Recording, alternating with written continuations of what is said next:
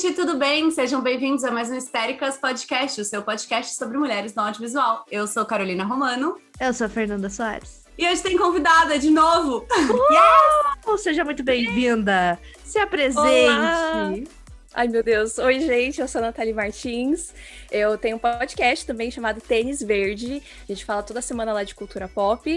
E a gente também tá na Twitch. A gente faz o podcast ao vivo. A gente tem programa de notícias toda sexta-feira. Estamos analisando as séries da Marvel, pois vendemos a nossa alma para o rato.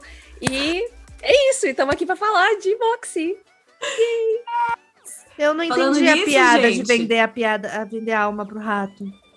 Pro Perdi. Mickey. O rato é o Mickey. Ah, tá. Agora eu liguei. O lá com crá. É aquela coisa, a gente questiona o capitalismo, mas a gente tá lá, entendeu? Não, eu tava- Vendo WandaVision toda semana. Eu É isso. acordei às exatamente. 7 da manhã pra assistir o último episódio de WandaVision, entendeu? Sou essa pessoa. É isso. Esse é o mood. É o mood. E, inclusive, tem um episódio no Tênis Verde que eu participei falando de Fleabag, que é um episódio muito bom, modéstia à parte, né, Nath? Sim, esse Maravilhoso. episódio é incrível. A gente enalteceu o Phoebe Waller-Bridge em todas as suas obras. É muito legal esse episódio. Ela é ótima. Eu amo ela. Então, como a Nath já falou, a gente vai falar de Moxie, que é o filme novo da Netflix. Em português é Moxie, Quando as Garotas Vão à Luta. É isso? Ou as mulheres, Isso. as garotas, eu acho. Garotas. E é um filme de 2021, estreou quando esse episódio sair, vai ter estreado semana passada. E é dirigido pela Amy Poehler, que eu sou muito fã, eu acho ela mara. Eu sou E- fanzoca dela desde Saturday Night Live. É, então, exatamente. E ela tá como produtora também do filme, que eu sempre amo. Gente, olha, o dia que eu for dirigir alguma coisa na minha vida, eu vou ser a produtora, porque eu quero que o bagulho seja meu, entendeu? Se ganhar prêmio, o prêmio é meu também. É assim que eu gosto. Sim. E o filme é baseado no Moxie, a Novel, que é um livro, né? Moxie, a Novel seria uma novela, né? Algo assim, tipo um ensaio, algo do tipo. Da Jennifer Mathieu, não sei como fala sobre o nome dela. E o roteiro foi escrito, adaptado por duas mulheres, que é a Tamara Chestina, que escreveu o filme After, kkk. Eu odeio, gente, eu odeio. Mas tudo bem, nada contra.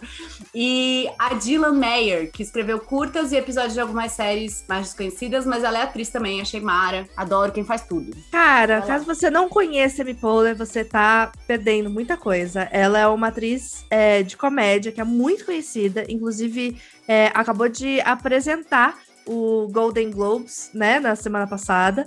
Ela ficou muito famosa pelo Arrested Development, pelo Saturday Night Live, mais recentemente Parks and Recreation, e assim, já fez um monte de coisa. E foi diretora do Broad City e dirigiu também alguns episódios de Parks and Recreation e fez também um filme para TV que eu nunca assisti e dirigiu um filme para Netflix que estreou em 2019 que chama Entre Vinho e Vinagre.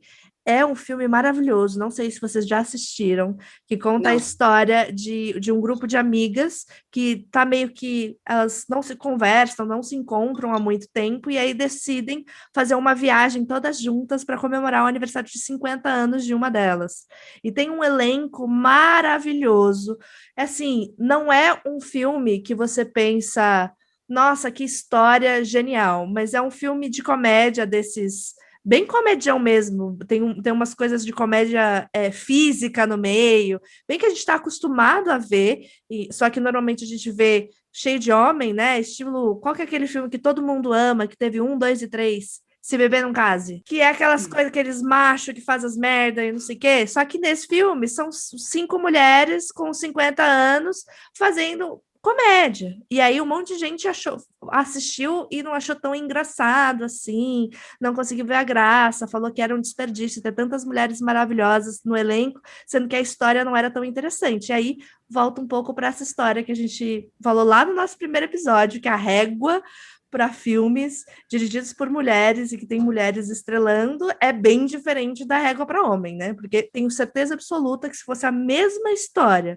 mesmíssima história, com 5 machos no elenco principal e um diretor homem, ia ser tipo, nossa, lendário isso daí, nossa, muito legal, muito louco, né? Mas porque que é mulher, ninguém assistiu. Então, assim, assistam, porque é muito bom esse filme. Eu lembro que na época eu tenho um grupo de amigas da faculdade, todo mundo assistiu na mesma semana e a gente ficou se imaginando quem que seriam quem que a gente seria dentro daquele filme? Quem que vai ser quem daqui a 30, 20 anos?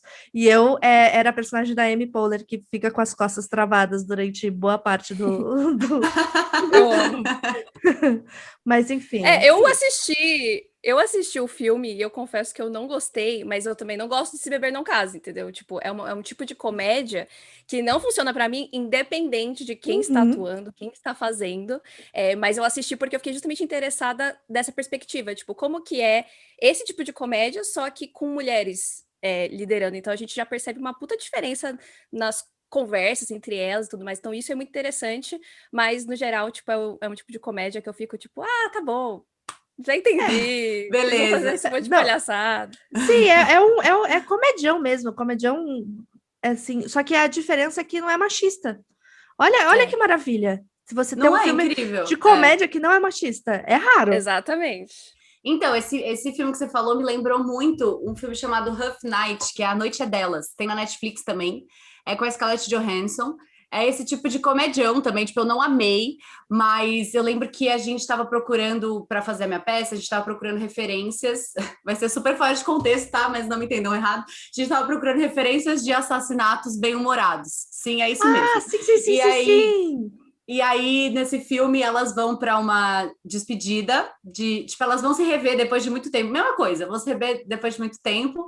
E aí acaba rolando um assassinato aí no meio. E aí tem um stripper que quem faz é o menino que fez She-Wolf, fez Arrow. Eu adoro ele. E aí elas fazem uma zoeira com isso de sempre ter, tipo, uma stripper mulher nos filmes de comédia com homens e tal. E, de novo, eu sou igual a Nath, não é o tipo de humor que me agrada tanto. Mas eu me diverti muito, porque a situação é tão... Como, tipo, é com mulheres e é dirigido por mulher, a situação ela é mais relacionável. Aí fica um pouco mais engraçado, sabe? Tipo, Sim. o cotidiano da situação é mais relacionável, assim. Então fica aí, para quem gosta desse tipo de filme, acho que vocês vão curtir. Eu gostei desse filme Rox. também. Ah, você gostou também? Gostei desse filme também. Tem a Kate McKinnon.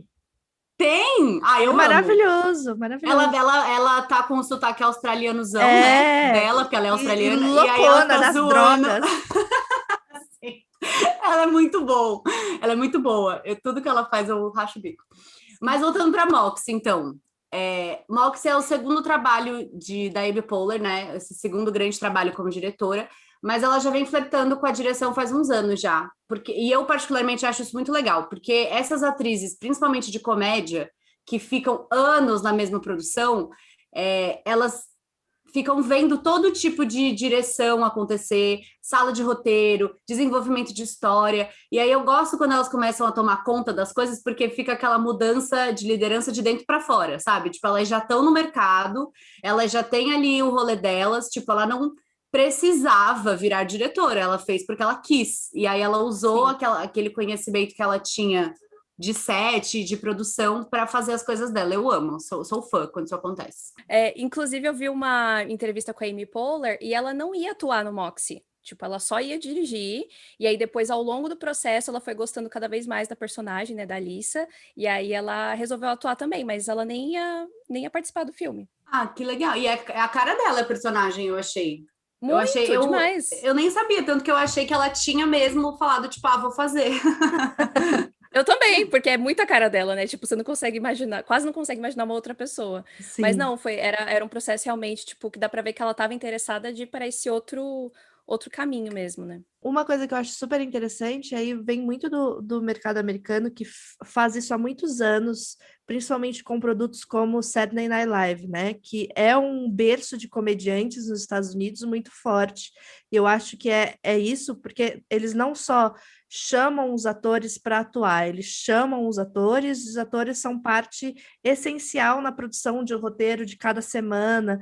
Então, eles produzem comediantes há anos, que a gente admira até hoje. Então, a maioria dos comediantes de filmes americanos que a gente assiste hoje, que é muito fã, saíram do Saturday Night Live, né? Todos passaram por lá. E não é diferente. A Amy Poehler e a Tina Fey, a duplinha, que é uma das duplas mais engraçadas que já existiu no Saturday Night Live, continua produzindo coisas juntos. E eu acho que falta uma produção aqui, que aqui a gente tinha, sei lá, o Zorra Total, Zorra Total. qual é o nome do SBT? A Praça é Nossa, só que é diferente, porque tem os roteiristas e aí eles chamam os atores para poder falar o que eles escrevem, e só, então não tem uma mudança. Até teve a época que o Rafinha Bastos tentou fazer um Saturday Night Live no Brasil, que não era sábado, era tipo de sexta, e chamava Saturday Night Live, que era super esquisito, e aí deu super errado, porque tipo, era na Record ou na Band, alguma coisa É outro tipo. rolê, né? É outro rolê, né? Então acho que aqui no Brasil ainda falta um berço assim de comediante, né? A gente tem, é muito difícil, principalmente para mulher. A gente vê mulheres comediantes, a gente conhece algumas, mas é mais de YouTube, de stand-up que a gente tem que correr atrás, mas a gente não vê produções grandes, né? A grande ponta, como chama? Ponto fora da curva é a Tata Werneck. E Dani Calabresa, talvez, mas o resto a gente não tem, né? Essa quantidade de atrizes que têm visibilidade. Não é que a gente não tem, elas só não têm visibilidade, né? Eu acho que o mais próximo disso que você está falando talvez tenha sido o CQC, só que não era tinha algumas esquetes, mas era muito mais jornalístico, apesar de ser um jornalístico super atuado, né? Sim. Então, eles precisavam ser atores, mas era muito mais jornalístico do que de esquete, assim. Mas o que eu ia falar também dessas comédias é que isso que eu acho, por isso que eu falei que eu acho que é uma mudança de liderança de dentro para fora, porque tudo bem que Moxie tem o seu humor, mas não é um filme de comédia. Não. Né? Sim. E é muito legal quando isso acontece, porque, por exemplo, Jason Bateman, vou citar um homem aqui, mas que é o criador, diretor e ator principal de Ozark, ele veio também de Arrested Development, que é uma série de comédia. Então, isso é muito legal mesmo, porque eles ganham uma base como profissionais e não como profissionais de comédia. Eles ganham uma base como roteiristas, como atores, enfim. E eles se estabelecem no mercado, assim. Acho foda.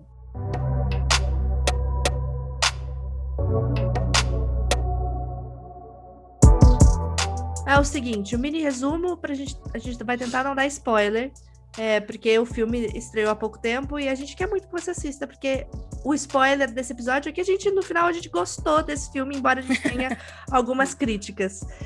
A Vivian é uma adolescente super quietinha e ela, junta com a melhor amiga dela, a Cláudia, estão no mesmo colégio há muitos anos e elas sempre observaram algumas coisas que aconteciam meio de errado, mas elas sempre ficaram na delas, tipo, né, vou ficar aqui invisível para não sobrar para mim. Aí, ao mesmo tempo que a Vivian descobre que a mãe dela, quando era adolescente, era uma baita militante punk feminista e fazia a revolução, ela se depara com a Lucy, que é uma menina nova na escola, que se recusa a ficar quietinha no canto dela, se recusa a se fazer invisível para deixar de ser assediada pelo menino mais popular da escola. E aí, a Vivian começa a fazer uma fanzine, inclusive, eu acho que é maravilhoso eles escolherem, né? No caso, é a escritora do livro, né? Tomou essa decisão da menina fazer a revolução por fanzine, porque a gente está tão acostumada no dia a dia que a discussão vai para as redes sociais, né? E o fanzine é uma publicação ali na mão que ela vai entregando para as pessoas. Uma fanzine feminista que começa a apontar os problemas da escola, e esse fanzine chama Moxie, e tudo anonimamente. E aí um grupo de meninas se inspira, se junta para lutar contra algumas opressões que as garotas da escola estão sofrendo diariamente, como a roupa que elas vestem, o direito ou não direito de usar o nome social, e o assédio recorrente em várias meninas. E é isso o plot do filme, né? É isso.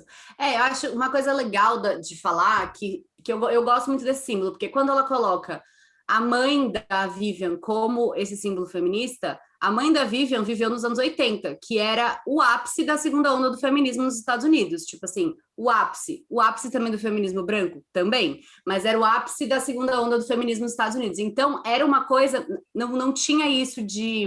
Não era um feminismo velado, era tipo assim... Elas estavam puta mesmo, entendeu? E aí elas foram pra rua e aí foi uma grande revolução, uma grande loucura, assim. Então eu acho muito legal ela usar justamente esse símbolo de uma mulher que foi muito feminista nos anos 80 e que agora vive uma vida normal, que ela acha que a mãe dela não faz nada só porque ela é mais velha e, enfim, tem um emprego tradicional.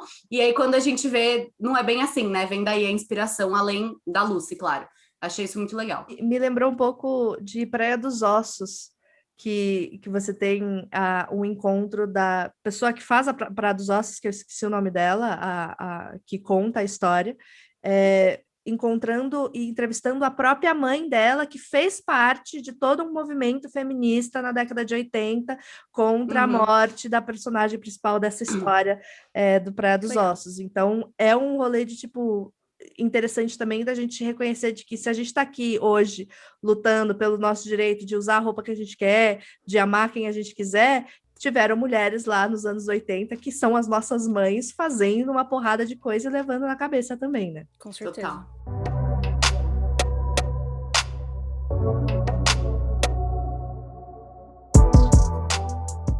Bom, eu não sei vocês, mas pra mim, Lucy, melhor personagem, tá? Queria falar isso.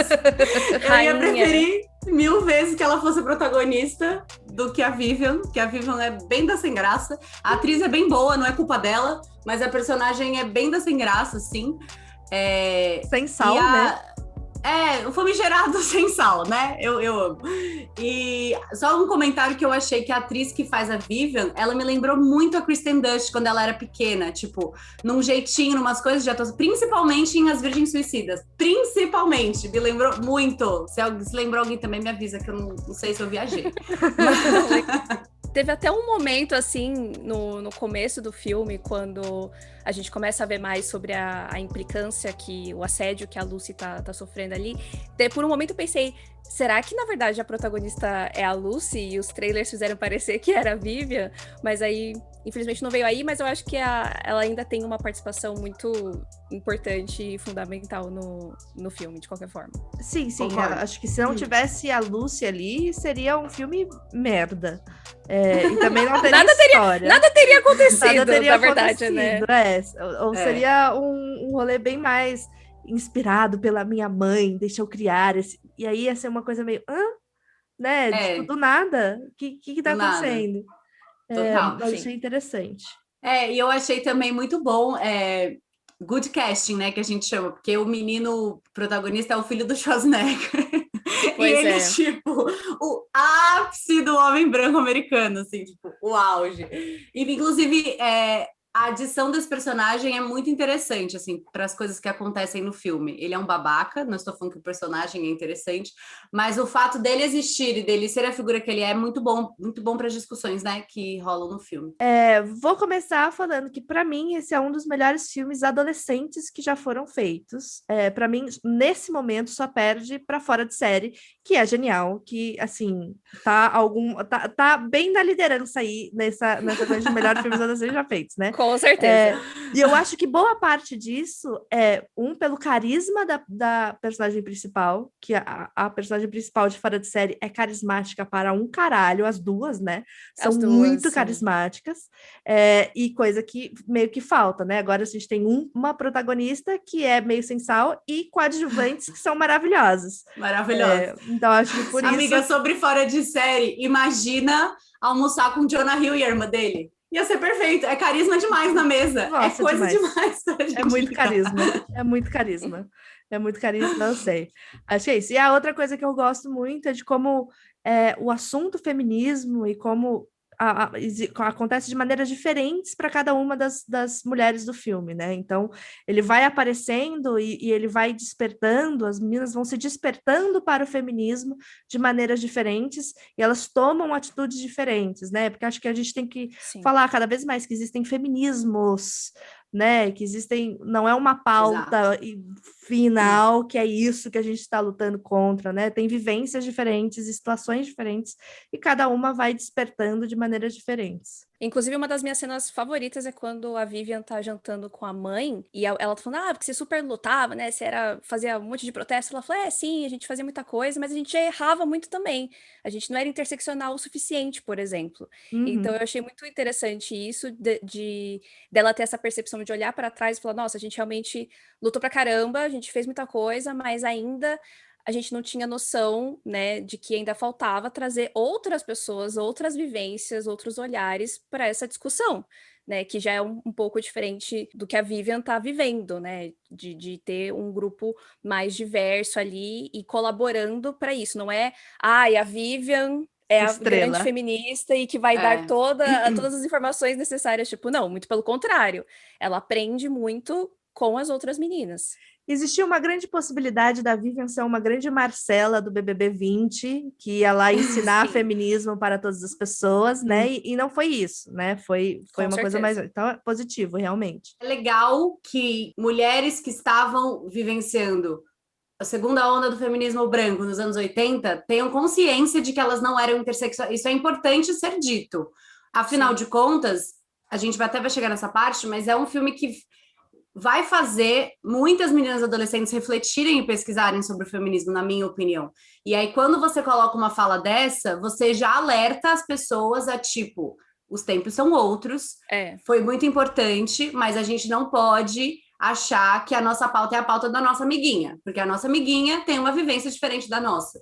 Então, isso é muito legal mesmo. Outra coisa que eu gostei bastante é que a pessoa na posição de poder, que poderia fazer algo desde o início do filme, né, que é apresentado o problema para ela, a Lucy aparece e fala, estou sendo assediada, e ela decide se omitir.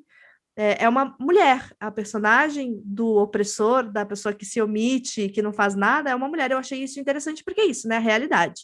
Né? Existem muitas mulheres que estão ali replicando o machismo o tempo inteiro. E aí, ao contrário disso, o professor, que no início do filme parecia ser um grandíssimo filho da puta, na verdade, é uma das pessoas que faz o mínimo para apoiar as meninas, mas faz o mínimo lá, entendeu? Que eu não esperava isso desse personagem. Eu achava que ele simplesmente ia se tirar da equação.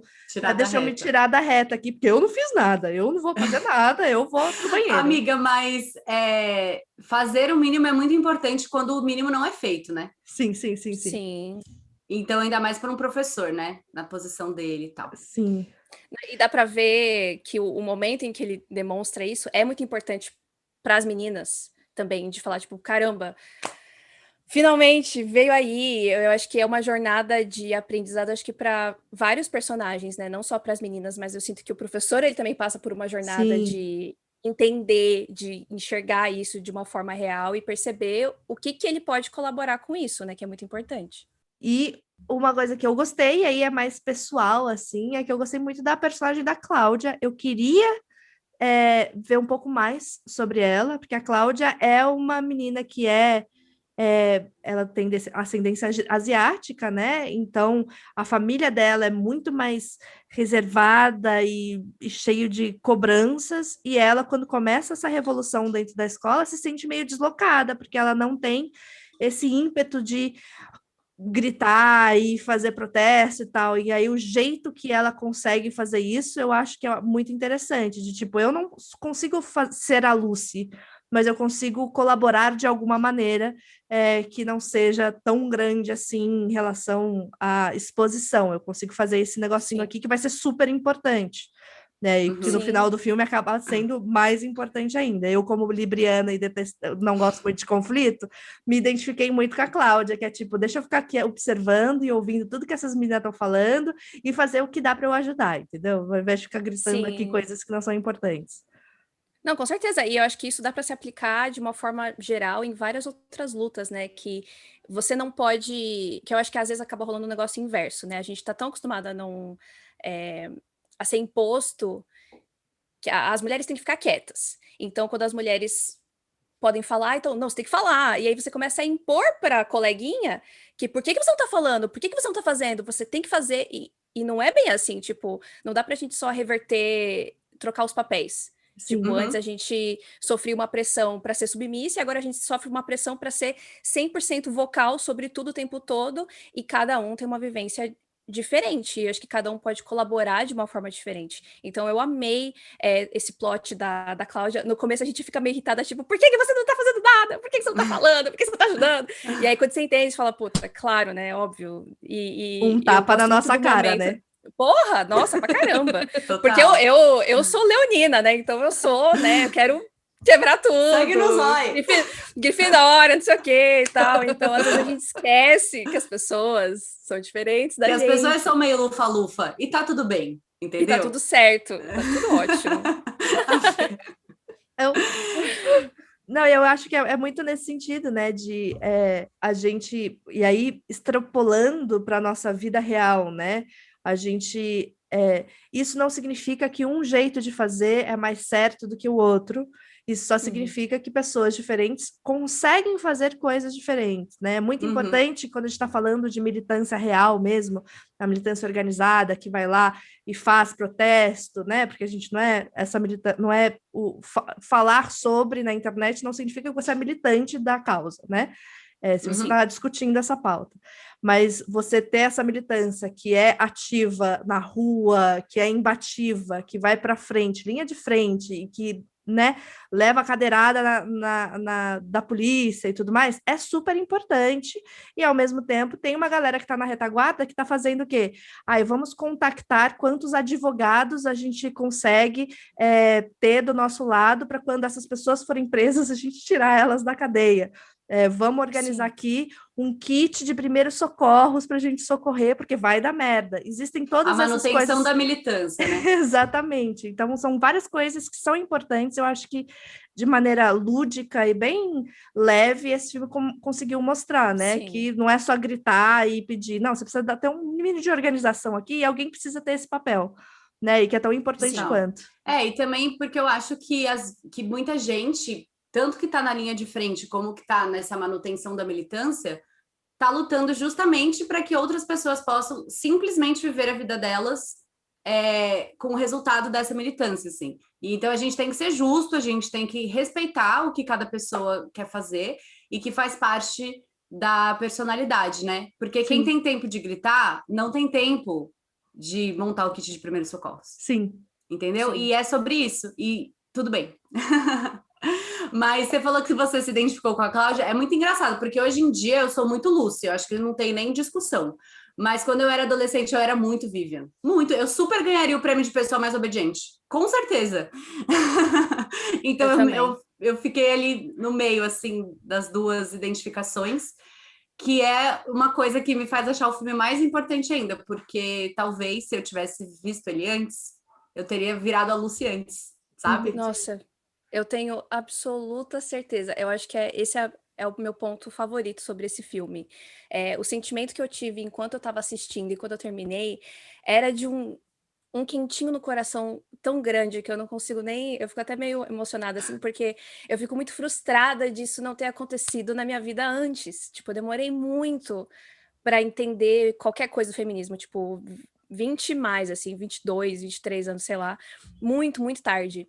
E eu fiquei com a sensação muito forte, assim, com uma certeza absoluta que se eu tivesse assistido Moxie ali entre os meus 15, 16 anos, que isso ia, tipo, abrir a minha cabeça de um jeito absurdo, assim. Então isso que você falou de se identificar com a Vivian, eu era super Vivian.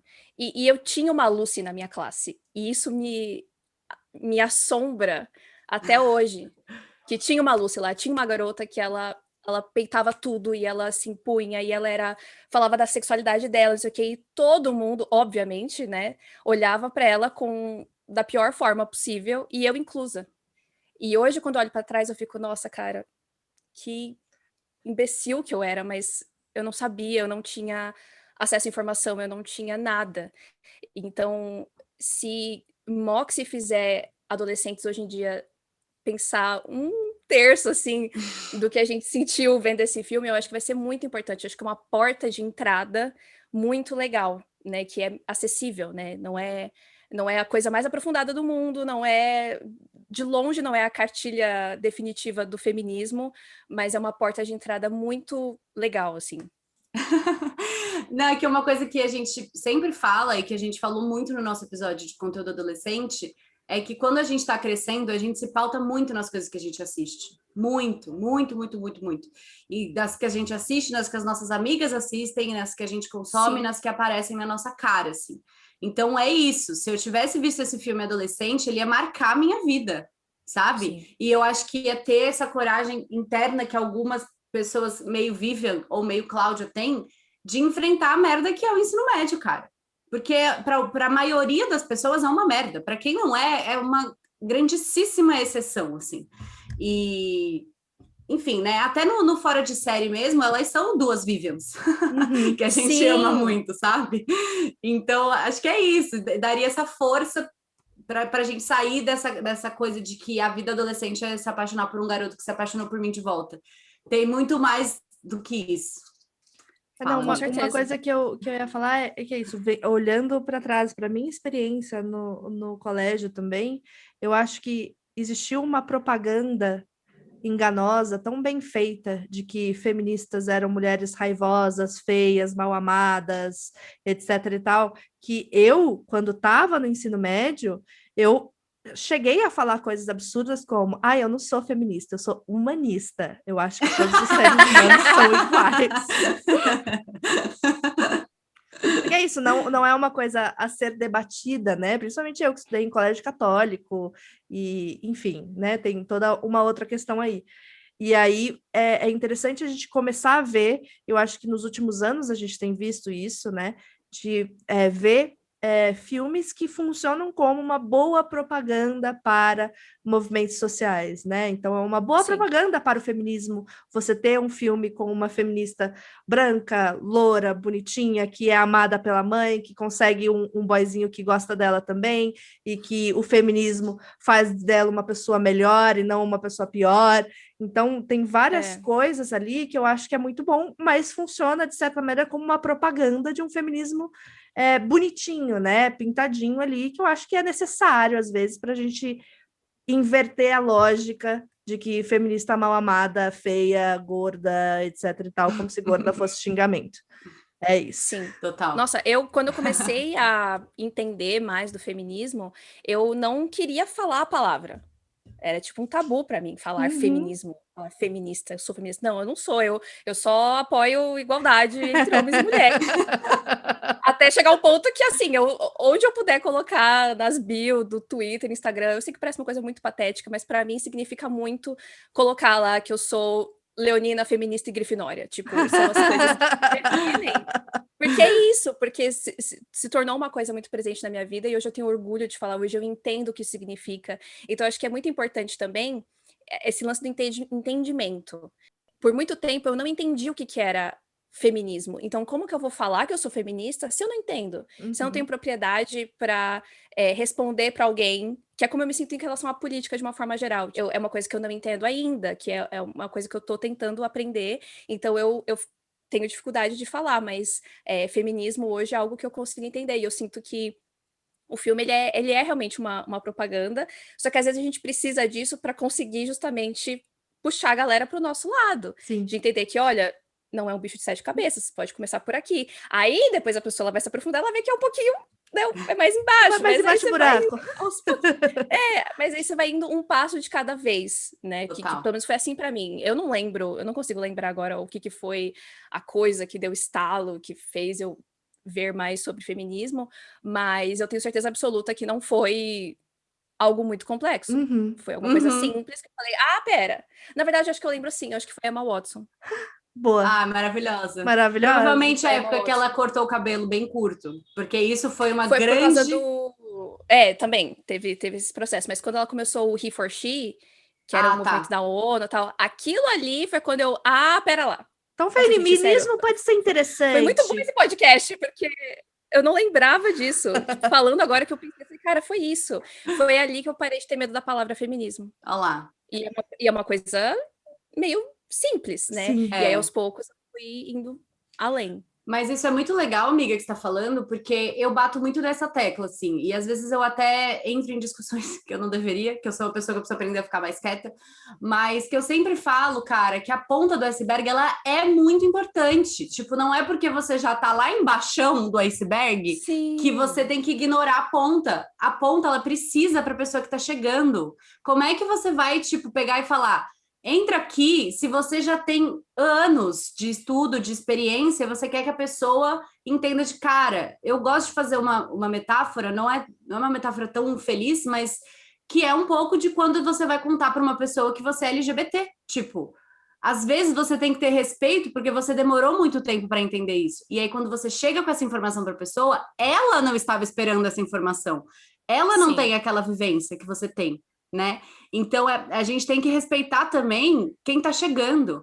E os adolescentes estão chegando. As adolescentes estão chegando. E já é muito lindo porque elas se inspiram muito na nossa geração, que é uma geração muito próxima da delas, que já mudou algumas coisas e que já tem esse contato, que pode mostrar para elas um pouco. Então, eu sou a favor, sim. Eu acho que quando fica liberal demais, é problemático. Aí eu já acho problemático. No caso do filme, eu não acho que seja problemático. Eu acho que é isso, é raso. Mas é um raso que tá ótimo. É tipo, quando você vai começar a aprender sobre feminismo, você não vai conseguir sentar a tua bunda na cadeira e ler um livro inteiro da Judith Butler e entender o que está escrito ali. Você vai ficar boiando. Você precisa de um curso básico de feminismo 101. O que é o básico? Vamos lá, vamos assistir esse filme e começar a debater algumas coisas? E aí eu acho que esse é um filme ótimo, por exemplo, você passar numa escola e falar, vamos debater sobre coisas que a gente está passando na nossa escola e que no filme retrata? Sim. E aí começa a discussão, né? Eu acho que é um problema se ela para aí.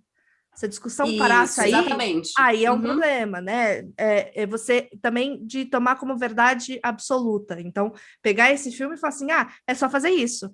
Como se fosse uma solução única para todos os problemas. Não é bem assim. Mundo, né? Não é só assim. Mas acho que é muito importante. Eu acho, e eu me reconheço muito na sua fala também de ter sido muito difícil, que para mim foi mais difícil eu falar em voz alta que eu era uma mulher feminista, que eu era uma mulher de esquerda, do que eu falar que eu era sapatão. Sapatão foi fichinha, né? Perto do feminismo. Perto de falar que eu era feminista e que eu era de esquerda, aí piorou aí da situação, né? Inclusive hoje, as minhas questões com a minha família têm muito mais problema em relação ao fato de eu ser feminista e eu ser de esquerda do que eu ser sapatão. Eles estão aí felizes, não. Vive a sua vida aí com a sua mulher, que maravilha. Agora, ser de esquerda, ser feminista, aí já é demais, aí né, já Fernanda? foi longe demais. Pô, só faltava você ser vegana, Fernanda. Aí já é pois demais. Estou tentando. A Fê colocou uma coisa aqui no roteiro que eu concordo muito, que ela falou que é um filme adolescente que não é focado no, prestem atenção nessa palavra, apaixonamento de uma menina pelo garoto popular da escola. Concordo. Eu amo! E assim, ainda bem que não tem baile, gente. Já deu, né? Nossa, já deu. Porra. Glória a Deus. Adoro, não aguento mais. Adoro, mas não aguento mais. É isso, já tem um monte. E eu gosto muito porque o boyzinho é fofo. E eu acho isso muito... pelo amor de Deus, eu estou 100% entregue a este homem. Gente, ele é fofo, assim, de atitudes e de aparência. Ele é muito fofinho. E uma coisa que... É uma coisa meio nem todo homem. É uma coisa meio nem todo homem. Só que, na verdade, nem todo homem mesmo. Na vida real, realmente. Tipo, tem um bom de babaca, mas nem todo homem. E, afinal de contas, no fim do dia, mulheres brancas, héteros, feministas namoram homens. Que nem todo homem. Às vezes a gente namora uns todo homem, mas tudo bem, não tem problema. Entendeu? Acontece. Acontece. Eu acho positivo que tenha, até porque, geralmente, né, eu não sei qual é o padrão de consumo dos adolescentes meninos norte-americanos, mas eu sei que se ele namora uma menininha, pode ser que a menininha queira ver esse filme com ele. E aí ele tem uma referência positiva naquele filme. Porque a gente também não pode esquecer que essas referências do jogador de futebol mais famoso da escola, não é uma referência que tá lá só para as meninas. Sim. É uma referência que reproduz muito do padrão de comportamento dos meninos também, na adolescência. Senão as meninas não vão conseguir se identificar. Se aquele menino que tá lá não parece o menino que estuda comigo, esse filme não faz sentido. Então, eu acho positivo justamente por isso, assim. E eu gosto, acho que a minha coisa favorita no Seth é que ele tá lá, ele não enche o saco, entendeu? Ele não se mete, ele tá aberto. E ele já tá. Ele tá lá, entendeu? Ele não é perfeito, mas ela não tem que consertar ele. Sim. Porque eu acho que a gente já viu muito isso. Tipo, ela gosta do cara, mas puxa, o cara é problemático. Ai, mas não sei o que, não sei o que lá. Ai, porque ele vai mudar por causa dela. Por quê? Por que ele não pode, entendeu? Se entender sozinho, se acertar sozinho. Não, tipo, e ele já concorda, né, amiga? Ele já concorda com ela. Exatamente, porque eu acho que fica colocando essa pressão também, essa responsabilidade na garota ou na mulher, que ela tem que consertar o cara, e que ela tem que ser o motivo para ele mudar. E tipo, meu filho, não, entendeu? Corre atrás do seu, você se vira. Então o Seth já é, entre grandes aspas, pronto. Né, ele já tá, entendeu? O caminho já tá andado. E uma coisa que eu achei bem positiva também é que ele não entra na coisa fácil que sempre acontece, que é no mansplaining, né? Ele não para ali naquele momento e fala assim, eu já estou construído e deixa eu te explicar aqui as merdas que você está fazendo, porque eu estou aqui observando e você fez isso de merda. Porque ele poderia fazer isso, né? Porque ele estava enxergando as merdas acontecendo, mas ele fica ali da dele e fala, ela que tem que se resolver e descobrir o que está acontecendo aí, vou ficar aqui na minha. Sim. Tem até um momento que ele pergunta pra ela, você tem certeza que você vai fazer isso? Ela fala, tenho. Ele só faz assim, tipo, tá. Então tá bom. Então você vai. que manda. Se você vai cavar a sua cova, cave sozinha, que eu não vou te ajudar. You go. You go. Glen Coco. E também, a gente tem que considerar o fato de que ele não cai no estereótipo padrãozinho de homem bonitinho, de garoto bonitinho da Netflix, né? Sim. Que eu dei glória a Deus, que botaram um boy diferente. Aliás, que é ele é bem mais gato que o Schwarzenegger. Com certeza. Bem mais gato. Porra! Nossa, gato, estiloso, charmoso, skatista. Nossa, eu estava 100% entregue. Eu falei, é isso aí. Nathalie encontrou Pode seu entrar. homem. Tom Holland perdeu o pódio. Não, calma lá. Estamos falando de um personagem fictício. Também não é o amor assim. da vida real. Não é pra tanto. Mas eu fiquei muito feliz de pensar que tudo isso, esse filme todo pra mim era sempre tipo, caramba, me colocando no lugar de uma adolescente assistindo esse filme, tipo, ela vai perceber que o cara pode ser bonito por dentro, tanto quanto por fora, e que isso é muito importante também. Ela vai perceber que um cara bacana não se parece só de um jeito específico e tal. Exatamente. Então tudo isso eu achei muito positivo. Mas isso que você falou também sobre os garotos que forem assistir ter uma referência, né, positiva, eu nem tinha pensado nisso e é extremamente importante, porque não dá pra também só ficar mostrando, tipo, só tem gente babaca, então como que eles vão também descobrir o que eles têm que fazer? Tipo, exato. O que é o contrário do babaca? Então você tem um exemplo aqui, tipo, olha, tem esse aqui, ele faz assim, esse assado, olha que legal que ele é, olha que bacana que ele é. E se você for o babaca, reflita sobre isso. Sim. Também. Com certeza. O que eu achei genial é uma cena que ele aparece com as estrelas pintadas na mão, porque é uma cena tão simples, né? E aí, só para dar um contexto... É porque sou muito eu. A pessoa faz uma coisa e eu fico tipo, nossa, estou apaixonada. Mas é que você pensa que é uma coisa super simples, né? Que ele estava ali, fez uma estrela na mão para demonstrar apoio à publicação Moxie, né? Todas as meninas estavam com essa estrela, e aí ele faz também. E aí, quando as meninas veem que ele é um menino, e esse menino está com a estrela, as duas olham para ele e falam assim, nossa, isso é sexy para um caralho. Exato! E a mão da porra, você ter a capacidade de entender o que está acontecendo e apoiar uma causa que é importante, que talvez não mude a sua vida, né? Mas muda do seu colega? Mas vai mudar da sua colega, eu acho que é foda.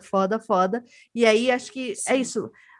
Inspira as meninas que estão assistindo, que são adolescentes, a darem importância para esse tipo de ação, e não nossa, que tanquinho sexy que você tem. Porque normalmente é isso, né? Nesses filmes adolescentes, o cara tira a camiseta e fica as meninas assim, nossa, sexy. Aí vem os quadradinhos. Eu acho super sem graça, polêmica. Não gosto de músculo, eu gosto de charme. Gosto de músculo. Isso. Concordo super. Não gosto de músculo. Eu amo isso, o que é atraente nele. É claro, ele é bem apessoado por fora, mas o momento que ela fala, bem nossa, that's so hot, é o fato dele estar enxergando aquilo e estar apoiando. Eu acho isso muito, muito foda. Vou adicionar aqui a minha experiência própria enquanto ser humano, que é demissexual, que eu tenho um rolê de que as pessoas, quanto mais interessantes elas são, em termos intelectual e de ações, mais bonitas elas ficam. Então, tô assistindo o BBB, por exemplo. No início, eu achava a Poca interessantíssima. Ela falava umas coisas interessantes, assim, linda. Agora eu tô achando ela horrorosa. Eu olho para ela e falo assim, nossa, que mulher feia. E a Sara, a mesma coisa. Tava achando a Sara feiosa no início, aí depois ela ficou maravilhosa. Aí agora que ela falou bem do Jair de Bolsonaro, já tô achando ela feia de novo. Entendeu? É assim isso. A minha cabeça. Eu concordo super. Muito bom, Fê. E sem querer dar muito spoiler, assim, mas eu achei muito legal que o roteiro usa muito... isso, gente, isso tinha muito na minha escola, não desse jeito, mas tinha muito que é essa coisa de você votar na pessoa que é mais alguma coisa. Então, eu lembro que na minha escola acontecia assim. Primeiro, que eu não sei se isso rolou na escola de vocês, mas passava um caderno E aí tinham as perguntas, 1, 2, 3, 4, 5, 6, e aí você tinha que responder. Aí você respondia, podia ser anonimamente ou com seu nome. Eu sempre respondia anonimamente, porque eu era uma trouxa, idiota. Aí eu respondia tudo assim. E tinha votação também, que quem fazia a votação? Os meninos, óbvio. Porque primeiro que a gente não pode ter opinião. Começa por aí. Claro. E segundo que eu nunca ia poder votar dos meninos, imagina. A minha opinião não é importante para eles. A deles, a meu respeito, que é importante.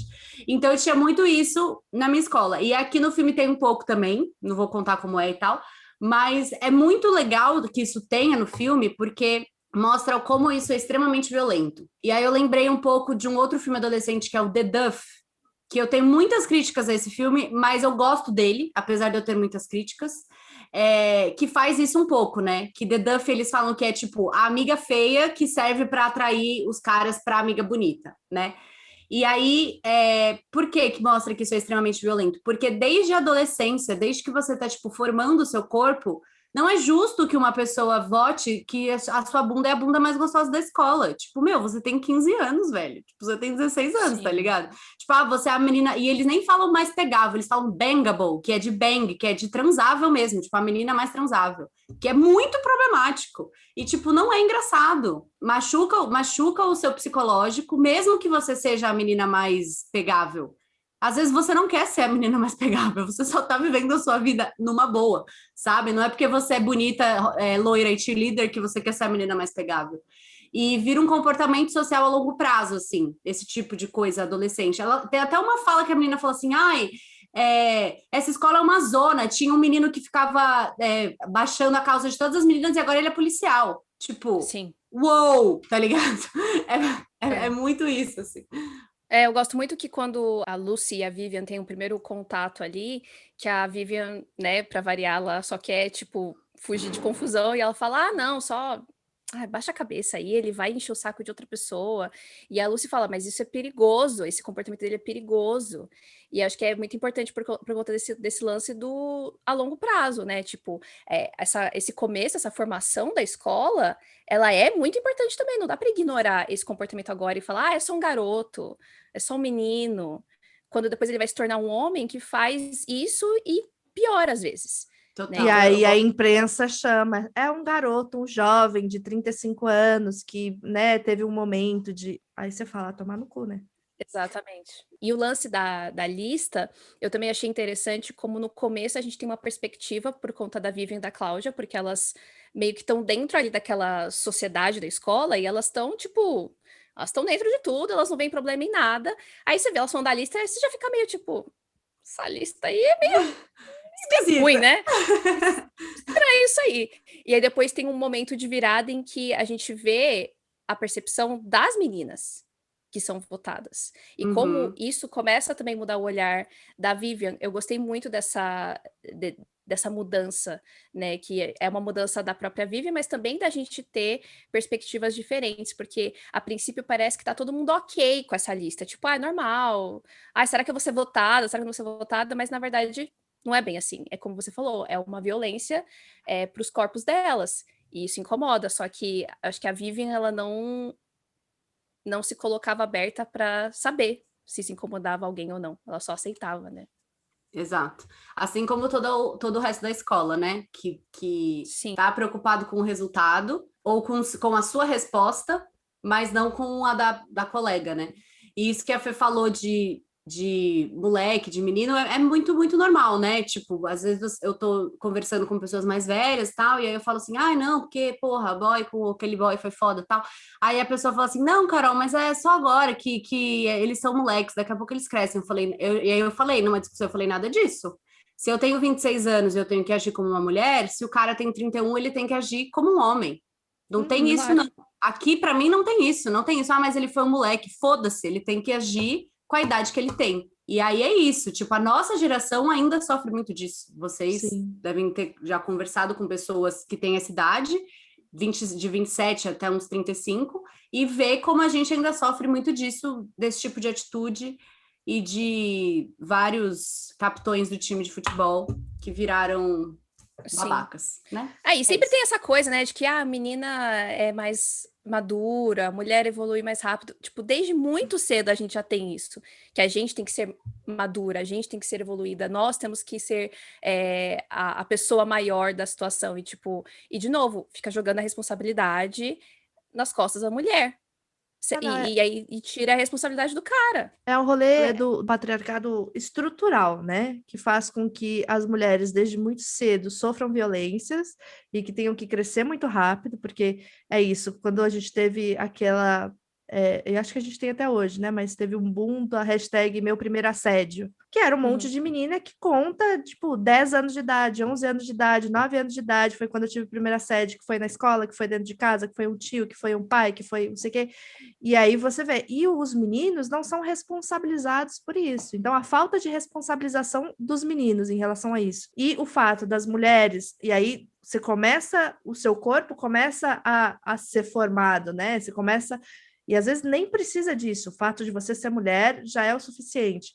Você já tem que se portar a gente aprende a se portar de certa maneira na rua, aprende a se portar de certa maneira nos nossos relacionamentos, para que a gente não dê abertura para alguma coisa. Só que a gente sabe que essa abertura, ela é forçada, a gente queira ou não. Né? As pessoas enxergam a gente como objeto e ponto final. Então, acho que é muito importante esse debate, principalmente entre adolescentes, que a gente precisa não só educar as nossas filhas, sobrinhas, meninas mais novas, que elas são donas delas mesmas, elas não precisam de aprovação, elas não precisam de, né, elas precisam falar, mas é importante também a gente ensinar os meninos, os meus sobrinhos, por exemplo, de que eles precisam saber o lugar deles também. Voltar para dentro da casinha e falar assim, o que é consentimento? O que é você, né? Como que você respeita as pessoas que convivem com você, né? E isso é um trabalho árduo, porque você vai ter que tirar o privilégio que já é deles e colocar, não, e principalmente quando você está falando de uma mudança que vai demorar anos, né? É muito interessante a gente entender que a gente precisa acolher as meninas, sim, mas é muito importante também que a gente venha com esses meninos, e por isso a personagem do boyzinho é tão importante, para que não tenha essa mudança de novo para o lado de lá, né? Que o nosso movimento aqui não gere uma repercussão pior do lado de lá, que foi isso que aconteceu, né? O discurso que a Nath falou da Emma Watson, do He for She, ela fala muito sobre isso, assim, eu acho um discurso maravilhoso. Eu lembro que na época que ele rolou, muita gente criticou ela colocar os homens na pauta feminista, e aí eu sempre me lembro do discurso da Chimamanda, que ela fala "We should all be feminists", que é todos nós deveríamos ser feministas, que é um discurso lindo e maravilhoso, e muito acolhedor, que eu acho que é isso, é o que eu sigo, né? Cada um no seu, mas o do acolhimento e intersecção é o que eu busco sempre, assim. Então eu acho muito mara.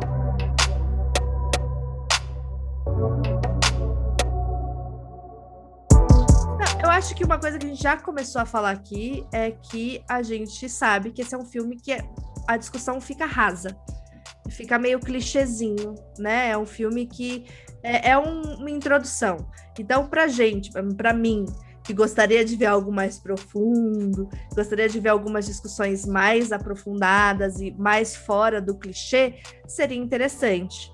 Mas eu entendo por que foi rasinho, né? Porque talvez não tivesse... Hoje eu tava vendo, tá no 7º lugar mais popular da Netflix no Brasil. Uhul! Né? Mas talvez se fosse mais bad, se fosse mais profundo, talvez não tivesse em 7º lugar na Netflix, né? Talvez não. Eu acho que essa é uma triste realidade sobre o consumo de uma forma geral, mas vamos colocar aqui no Brasil, né? O consumo do brasileiro, quando a gente olha o top 10 da Netflix, ele costuma ser bem específico. E óbvio. O mínimo. E óbvio, exatamente. Então, por exemplo, teve uma série que me deixou muito surpresa do sucesso que deu, foi o próprio Gambito da Rainha, que pra mim, não era uma coisa óbvia e clara que, nossa, o público brasileiro vai pirar com isso aqui. Tipo, xadrez, olha que coisa radical. Minissérie, mulher, com certeza a galera vai assistir. Eu não imaginava e foi o que foi. Depois, quando eu assisti a série, eu entendi, tipo, tá bom, ela nem é tudo isso assim, pra mim, né, com todo respeito, os gambiters do Brasil, mas pra mim é uma série normal. Concordo. Então eu entendi por que o Gambito ficou no top 10 e Nada Ortodoxa não, por exemplo. Que é uma minissérie tão boa quanto. Nossa, Nada Ortodoxa pra mim é melhor. Pra mim é melhor também. E que se aprofunda mais. Então, eu acho que é exatamente isso. Eu acho que as pessoas se assustariam, infelizmente, se Moxie fosse mais... E eu já acho que Moxie é bem militudo, digamos assim, né? Tipo, ele deixa muito claro as intenções dele. Sim. Né? No sentido de Uhum. a gente tá querendo trazer essa conversa que a gente vai falar de feminismo, sim, Eu, contra patriarcado. Não vamos fugir das palavras, sabe? Coisas É assim uma que as pessoas categoria que eu gosto de chamar de feminismo, militância malhação. Exatamente. Exatamente. É que para muita gente, a militância e malhação já é, ai meu Deus, vocês estão me oprimindo, ai, porque tudo é feminismo. Tipo, Ai, eu meu tenho Deus, muita preguiça disso. Que é o que muita gente critica do próprio Capitão Marvel, né? Sim. Tipo, ai, porque é muito lacração demais. E para mim o Moxie é lacração demais. Tipo, nesse sentido. Ele não tá tentando agradar homens. Uhum. Que é o que, às vezes, passa essa impressão de que, tipo, pra gente poder falar de feminismo, a gente tem que... Ah, não, calma. Você, sabe, de ser... A gente não tá falando sobre acolhedor. você é lindo, perfeito. Tem outros caras Nem aqui todo que são homem. ruins. Exato, exatamente. Que tem que dissolver ali a conversa para poder ser palatável Uhum. ao homem que tem medo disso, Uhum. né? Eu acho que o Moxie, ele é aberto, mas obviamente tem muito mais coisa que o filme não fala. Eu até acho que seria interessante, já que a Netflix fez 3 Para Todos os Garotos Já Amei, 3 Barraca do Beijo, vamos fazer um segundo Moxie? Por que não? Apoio essa Apoio decisão. também. Porque eu acho que até uma coisa que a gente vai falar aqui mais pra frente, né? Sobre esse lance do... Tá, mas e aí? Elas fizeram tudo isso, e o que acontece depois? Isso vai realmente trazer mudança? Como que os meninos vão se comportar a partir dessa situação? Porque eu não acho que... Apesar de eu gostar muito do final, eu não acho que isso vai ser a resolução de todos os problemas. Eu acho que se o garoto ele é machista, se ele é escroto, ele vai continuar sendo. Mas como que ele vai se comportar sabendo que agora as meninas vão se impor? Eu acho que isso seria uma perspectiva interessante para uma continuação. E aí aproveitar, óbvio, bota a Lúcia aí mais, entendeu? Vamos aprofundar essa questão aí e tudo mais, e trazer mais conversa. Total. É o que a gente falou do iceberg, né? É o conteúdo feminista confortável para o sistema. E isso não é uma crítica, tipo, nossa, esse filme não deveria existir. Não, não, não. É uma reflexão. É um filme importante, é um filme muito bom, a gente gostou, achou muito legal, queria ter visto quando era adolescente. Ok, ele ainda é confortável para o sistema. É só para que a gente saiba disso, tipo, não esqueça dessa informação. Mas eu vou criticar uma coisa que eu critico sempre, que aí é uma questão Carol com o gênero, tá? Não é uma questão do filme. Tem um queerbaiting no filme, uma cenica de nada que tem um queerbaiting que eu não gostei. Eu não gosto. Eu odeio quando eu tô vendo um filme e aí 2 personagens completamente aleatórios que nunca flertaram, que nunca se olharam diferente, dão um beijo no meio de uma comemoração. Seja hétero, seja bi, seja LGBT, eu não gosto, acho que não faz sentido. Acho que faria sentido se fosse, tipo, uma festa, e aí tá rolando, tipo, pegação, ou mas assim, do nada, uma comemoração e tal, enfim, não gosto muito. Então, essa parte eu fiquei um pouco incomodada, porque eu achei que foi muito, tipo, vamos pro checklist. Então, tem 3 personagens negras, tem uma personagem asiática, tem uma personagem trans, não tem LGBT. Putz, vamos pôr uma ceninha aqui, entendeu? Pra mim fica parecendo isso às vezes. Não sei se foi, pode não ser, mas pra mim dá essa impressão. Então na hora eu falei, ai que fofo, e depois eu falei, ai, na verdade não gostei. Foi meio isso. Na hora eu fiquei muito feliz, também achei bonitinho, mas eu fiquei um pouco decepcionada que isso não foi pra lugar nenhum. Acho que poderia ter tido alguma coisa antes, né, para poder fazer sentido ali, fazer mais sentido esse beijo, e poderia ter dado continuidade depois.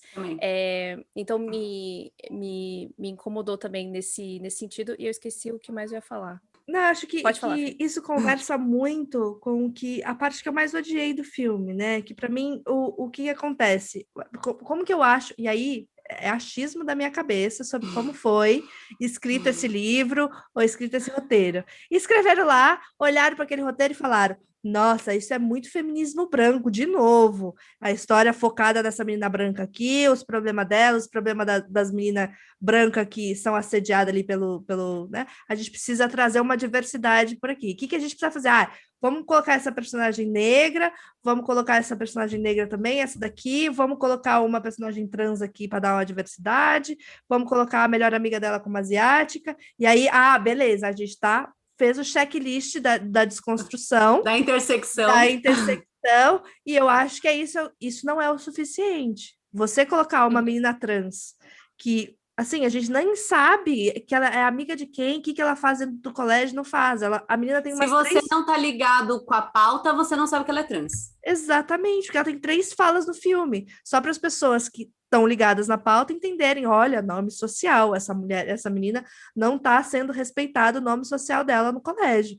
Mas se você não está prestando atenção, foda-se, entendeu? É mais uma menina que está ali reclamando porque a roupa dela não está adequada para o colégio. Então, acho que é isso que, para mim, faltou aprofundar um pouco essas questões, porque ficou muito aprofundado, acho que a questão mais aprofundada ali no rolê, até que torna a maior discussão, é o assédio do quarterback, né, do jogador de futebol americano, com a Lucy, que é uma mina negra, e também com as outras meninas todas, né, com a capitã do cheerleader e tal, e a coisa da roupa, que foi super, né, o rolê da menina ter ido de alcinha, e aí a menina branca foi de alcinha, ela tem o peitão, não pode, não sei o quê, aí todas as meninas vão de alcinha um dia, e aí isso foi a grande questão aprofundada do rolê. Só que você percebe que ali tem outras histórias que mereciam um aprofundamento também, e que não foi, que foi só pontuado. E aí, o que eu posso estar completamente errada nessa minha análise sobre vamos fazer o checklist da desconstrução? Posso, mas eu acho que é bem provável que isso tenha acontecido, de ter rolado, tipo, vamos mandar esse roteiro para uma galera que entende do assunto e ver o que eles vão falar. E aí as pessoas têm que falar assim, pô, tá faltando aí umas personagens mais diversas. E aí eles simplesmente terem mudado, e aí por isso que a gente não teve uma história dessas personagens. A gente não sabe de onde veio a Lucy. Uhum. Qual que é a história da Lucy? Qual que foi o último colégio dela? O que transformou ela nessa mulher que se recusa a baixar a cabeça? Qual que é o background das jogadoras de futebol? Que são personagens que estão só ali, são só sendo esportistas, é isso? Elas são esportistas e elas jogam futebol e é isso. O que mais tem ali? Então, pela essa falta de narrativa dessas personagens coadjuvantes, é que me vem esse questionamento. Será que foi uma checklist ou será que foi uma preocupação legítima? Entendeu? Então, fico meio assim mas é isso, quero outros filmes para que me provem o contrário. Entendeu? Eu tenho 2 curiosidades em relação a isso. Eu tenho duas curiosidades em relação ao filme e ao livro. Primeiro, eu quero muito ler o livro para entender o quão foi adaptado.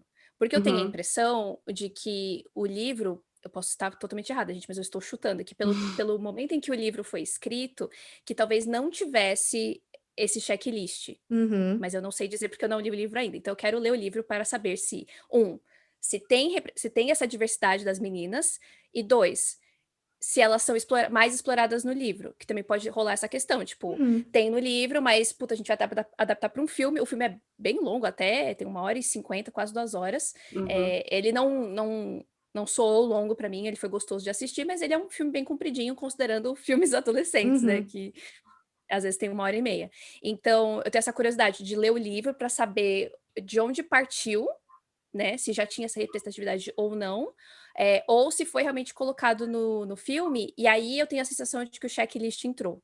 Se não tem no livro, e aí tiveram que dar uma cortada pro filme para poder caber no filme, eu tenho a sensação de que o filme pensou, o livro não é muito representativo, a gente precisa trazer mais representatividade. Então o que tá faltando? Tá faltando isso. Aí eu acho que pode ter rolado, com certeza. Eu geralmente eu não leio livros depois que eu vejo a adaptação audiovisual, seja filme ou seja série, mas nesse caso eu vou abrir uma exceção e eu vou ler Moxie para eu ter certeza, porque eu me apeguei muito à história e eu, né, quero ter esse panorama aí, que eu fiquei muito curiosa realmente para saber como que foi esse processo da adaptação. Aí depois você volta aqui e conta pra gente. Conta pra Com gente. certeza. Mas eu fiquei com vontade de ler também, amiga Nath. E eu acho que tem uma coisa assim que eu fiquei pensando agora, que a gente estava comentando, que eu acho que assim, pô, então vocês estão pedindo para eles fazerem uma série. Talvez. Talvez a gente estivesse pedindo para eles fazerem uma minissérie. Sim, talvez pudesse ter explorado melhor. Mas eu também não acho que não existem formas bem feitas de colocar personagens que estão transitando entre a personagem principal. Vou dar um exemplo muito simples, tá? Por que que a pessoa trans tem que ser a pessoa que faz teatro e canta música? Tem coisa mais clichê que isso? Tipo, a menina trans é a menina do teatro. Não tô reclamando. Claro que provavelmente é ali que ela vai encontrar o apoio dela. Mas ela é só a menina do teatro? O grande drama dela é que ela não pode performar a personagem menina da peça? Será que a gente não poderia, por exemplo, na montagem inicial do filme, colocar ela entrando no banheiro e passar o menino fazendo um comentário infeliz? A gente não poderia, na cena da sala, alguém fazer algum comentário do livro e alguém fazer um comentário racista com as outras meninas que são esportistas? A gente não poderia colocar em poucas partes do filme coisas que aprofundassem essas personagens? Tipo, Lúcio foi conversar com a diretora e a diretora fala assim: eu sei que na sua antiga escola, blá, blá, blá, blá, blá, blá, blá, blá, blá. E aí ela continua o discurso dela. Daí a gente já aprofundaria as personagens e ganharia o quê? 5 minutos de filme. Nada demais. 2 horas, 2 horas e 5 não vai fazer diferença, né?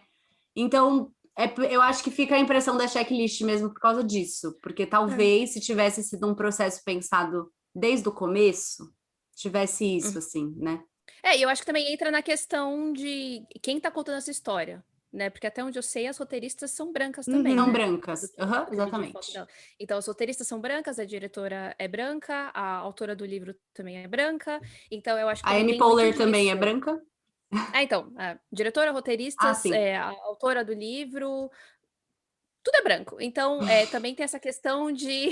Eu acho que também tem isso da perspectiva de quem tá contando essa história e de como vai contar essa história, de uma forma que também não pareça... que a pessoa não vá se meter numa coisa que talvez ela não entenda e que vai fazer um serviço. Então, eu acho que esses pequenos detalhes que você pontuou fariam toda a diferença e que faltou mesmo, e que daria para ser feito, mesmo da perspectiva delas, de mulheres brancas. Mas eu penso muito nisso também, de que talvez elas quiseram ir meio devagar para, tipo, a gente consegue contar essa história desse jeito para deixar que outras pessoas que entendam mais deem essa participação. Mas é óbvio também que seria o caso de que tivessem contratado roteiristas que não fossem brancas. A gente pode aumentar essa sala de roteiro. Pode aumentar. Eu ia chegar nesse ponto. Exatamente. Porque eu acho que tá uma discussão que a gente tem bastante no núcleo que eu participo de dramaturgia, que é assim, tudo bem, a gente tem que contar as nossas histórias, é verdade. Mas porque eu vou contar a minha história, eu não posso perguntar pro meu vizinho como é que funciona? É verdade, a gente pode pegar mais leve, mas dá para ver que elas podiam ter feito só pelo fato de que tem lá, depois que a menina é eleita com a bunda mais bonita, passa o menino e bate na bunda dela. Isso é um detalhe muito maravilhoso, que já mostra... Não é maravilhoso, né? Mas que já mostra... Pra construção da história, sim. Pra construção da história, que já mostra que a menina trans entrar no banheiro e alguém fazer um comentário transfóbico também já dava para colocar, né? Enfim. Sim, sim. A outra coisa que aí é uma crítica minha, mas normalmente a todas essas comédias românticas, filmes adolescentes, que é o rolê da irrealidade de algumas situações, né? É o rolê de que, será que na vida real as meninas do ensino médio, quando elas são organizadas desse jeito, são ouvidas? Eu acho que tá mudando. A Carol até colocou aqui no roteiro que hoje, com certeza hoje, as meninas do ensino médio são mais ouvidas do que da nossa geração, por exemplo. Mas eu acho que ouvidas a esse nível, eu acho que provavelmente não, entendeu? É isso. Mas eu acho que também faz parte do audiovisual criar realidades para que a gente possa almejar algum dia que adolescentes sejam ouvidas, né? A outra coisa, será que o boy problema lá realmente encararia as consequências dos atos? Provavelmente não, né? Porque a gente está vendo aí a realidade hoje é que só em 2021 o homicídio por defesa da honra está sendo tirado como defesa possível do cara que matou a mina. Exatamente. É hoje que está sendo discutido isso, 2021. E isso ainda está presente nos tribunais hoje. O cara, eu matei ela porque ela me traiu, eu estava defendendo a minha honra, legítima Nem defesa da isso, porque eu honra. achei que ela estava me traindo. Ele pode, teoricamente, Sim. porque ele achou que ela estava. E isso é legítima defesa da honra. E isso é uma coisa que advogados usam no tribunal no Brasil hoje. Então, eu acho muito difícil que boys que sejam abusadores como adolescentes encarem as consequências dos atos dele, né? Enfim, de qualquer coisa que eles façam. Que é tipo, e aí eu volto o caso que sempre que me pegou muito, que é o caso de um nadador americano que foi pego em flagrante estuprando uma menina numa viela, tinha 2 testemunhas, a menina estava desacordada. E aí o cara não recebeu uma pena pesada, porque o juiz e a defesa do cara argumentou: por que a gente vai julgar esse menino por 20 segundos de erro que ele cometeu, sendo que ele tem uma vida pela frente? E é essa justificativa que é dada, né? E se você assiste documentários como The Grounding Hog, que conta sobre o assédio e a cultura de estupro nas universidades americanas, principalmente por atletas que passam um pano gigantesco nessas situações, porque os atletas trazem dinheiro para a escola, porque os atletas trazem, né? E a gente traz para uma realidade brasileira. Exemplo, assim, basicão, que nem é polêmico nem nada, mas o meu time, que é o Atlético Mineiro, acabou de contratar o técnico, que é o Cuca. E aí pouca gente sabe que o Cuca foi condenado por estuprar uma menina de 12 anos de idade quando ele era jogador do Grêmio, na Suíça. Eles foram presos, ele e outros 3 caras, e quando eles foram soltos para responder em liberdade, eles voltaram para o Brasil e foram condenados porque não estavam nem lá para se defender. E usam essa justificativa de que eles não estavam lá para se defender e por isso foram condenados para viver a vida normalmente. Gente, nossa, eu tô chocada. Entendeu? Então, tô chocada também que você gosta de futebol, porque eu não sabia dessa informação. Não, eu não sou super fã de futebol, mas eu tenho um time. E aí, esse time é o Atlético Mineiro, e por acaso esse Cuca é o cara que. E eu descobri essa história recentemente, porque foi quando rolou o rolê lá do Robinho, que ia ser contratada pelo Santos, etc. E tal. E quem que era o técnico do Robinho quando eles tentaram contratar o Robinho? O Cuca. Quem? Tá vendo? Entendeu? O mesmo cara que tá indo. A gente tá vendo aí o goleiro Bruno, que ainda tá sendo jogador de futebol. Um cara que. Né? Inferno! Então, assim, tipo, eu sei que fazer um filme com essas realidades é pesado, mas eu acho também, a minha crítica a esse filme talvez a gente precisasse de um pouquinho de realidade para as pessoas não acharem que é simples assim, e também de achar que as consequências de você falar as coisas são boas, porque às vezes não são. Porque eu acho, e aí é uma coisa boa que eu acho que tem em The Prom, por exemplo. The Prom, você tem uma situação, uma comédia musical, good vibes, eu tenho várias críticas em relação a ela, inclusive já fiz um vídeo, um IGTV, tá lá no canal das Bi, assistam, mas acho um filme bom. Mas em The Prom, os alunos todos se voltam contra a protagonista, que estava sendo a milituda, e fazem um bullying absurdo com ela, né? Falam, nossa, você estragou... São todos super homofóbicos, mas isso eles conseguem mostrar isso no filme de maneira leve, de uma maneira que, né, não seja, mas tá ali. E eu senti uma falta de um pouquinho de realidade nesse filme em relação às consequências dos atos das meninas. Tipo, no máximo que existe é uma ameaça de suspensão, uma ameaça de expulsão da escola, mas isso nunca acontece, né? Enfim, tô dando spoiler a Cláudia aqui. A Cláudia tem uma suspensãozinha ali, mas também nada que para ela demais. pesa mais por conta da família dela, Sim. mas não pesaria para Vivian, por exemplo, ou para Lucy, que exatamente, que já estão lá. Aceitariam. Então, eu acho que, de novo, eu acho que se tivesse uma sequência, poderia super entrar, porque aí a gente vê que a diretora fala, então, Mitchell, a gente precisa ter uma conversa aí, mas para por aí. E até no 13 Reasons Why, que é uma série que eu não gosto, Acho que a série foi para caminhos que, pelo amor de Deus, mas teve um momento que rolou isso, né? Que um personagem foi acusado de estupro e tudo mais, e ele foi a julgamento, mas o julgamento não deu em nada, ele saiu em liberdade. Eu acho que se talvez a gente tivesse uma sequência, poderia entrar isso também, né? Uhum. De ver o que rolou ali depois da conversa da diretora com ele, se isso realmente deu resultado, e principalmente se deu resultado nele, né? Que é a minha Total. maior curiosidade de ver Sim.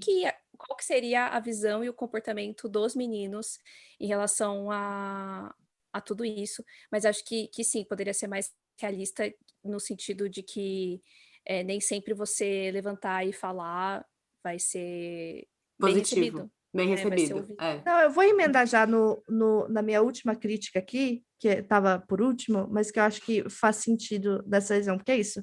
A minha crítica a essas situações de, tipo, a falta de realidade, do esvaziamento dessas pautas importantes, é uma crítica que eu tenho, não pontualmente em cada produção, mas especialmente à Netflix, que tem feito isso com algumas séries e alguns filmes. Então, eles trazem, a Netflix vende essa ideia de que é diferentona, de que é que aqui pode tudo, aqui a gente está quebrando barreiras e aqui a gente está falando sobre coisas que outros canais e outros streamings não falam, só que, na verdade, eles acabam entregando uma coisa rasa pra gente. Isso aconteceu com várias séries e vários filmes, assim, Orange is the New Black, Cara, Gente Branca, recentemente The Prom, que foi a mesma coisa, que foi tipo, nossa, esse musical super desconstruído. E aí você assiste e você fala assim, nossa, rolou um esvaziamento de uma discussão aí, gente. Rolou uma coisa esquisita, não gostei.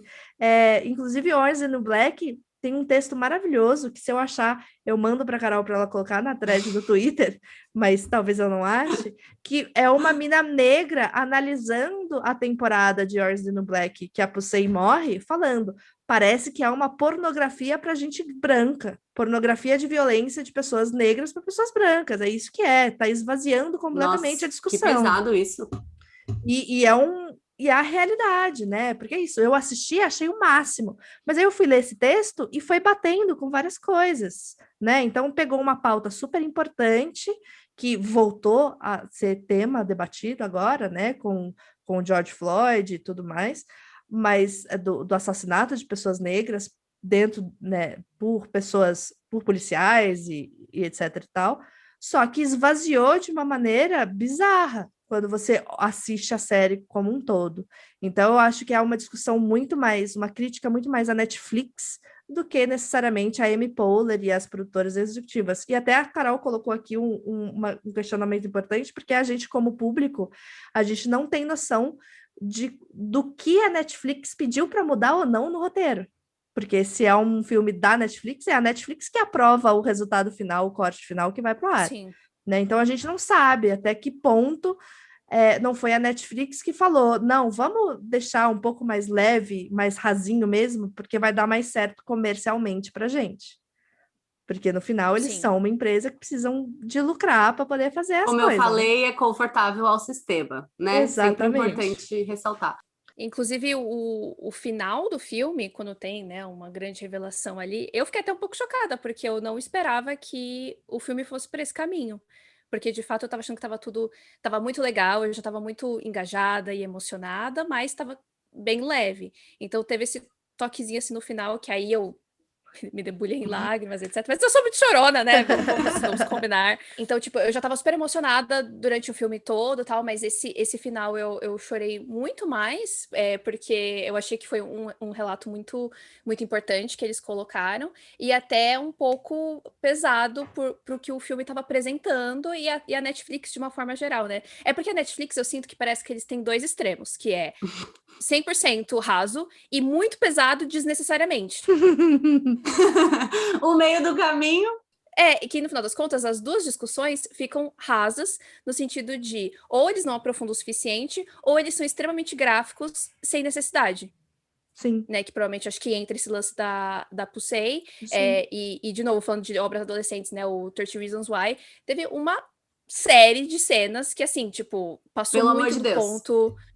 do que era contar a história, do que era ser real e do que era, tipo, isso não faz sentido, não tem por que você fazer uma cena tão gráfica assim, dessa maneira. Então, parece que a Netflix, ela perde um pouco a mão e eu concordo super, eles se levantam como esse lugar que é muito representativo e eu acho que é muito positivo que eles têm aberto muito espaço para criadores, acho que muito mais atrás das câmeras até do que necessariamente nas histórias que eles contam, mas tipo de ter diversidade de pessoas envolvidas ali nas produções e tudo mais, mas no final das contas o resultado nem sempre é o suficiente para se vangloriar tanto, né? A gente sabe muito bem que tem muitas outras obras de outros canais, de outros streamings, que realmente se propõem a contar uma história e vão e contam, né? Seja sendo mais pesado ou mais leve, mas de uma maneira mais completa, digamos assim, né? Do que a Netflix faz. Um bom exemplo de comédia que aborda temas super pesados e consegue aprofundar de certa maneira